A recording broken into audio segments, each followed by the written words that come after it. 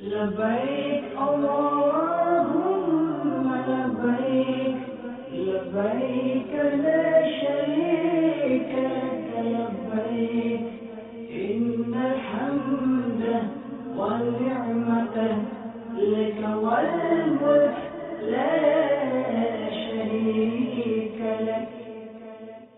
میرے میٹھے اور پیارے اسلامی بھائیوں، اب آپ کو احرام باندھنے کا طریقہ سکھاتے ہیں. احرام میں اوپر کی جو چادر ہے وہ تولیے کی ہو اور جو تہبند ہے وہ لٹھے کا. اب یہ باندھنا کیسے ہے؟ یاد رہے، احرام جب آپ باندھیں گے جسم پر کوئی اور لباس نہیں ہوگا، نہ سر پر ٹوپی یا امامہ ہوگا. اب یہ چادر احرام کی کس طرح باندھی جائے گی؟ یہ آپ تمام بل اس کے ختم کر لیں، ان دونوں کناروں کو آپس میں ملا لیں اور اگلا والا جو کنارہ ہے اس کو تھوڑا سا کپڑے کو زیادہ رکھیں. اب اس حصے کو جتنا آپ نے ٹائٹ کرنا ہے اتنا ٹائٹ کر لیں. اس کے بعد آپ یہاں لے کر آئیے اور اب ان دونوں کناروں کو پھر ملا کر آپ اس طرف لے آئیے.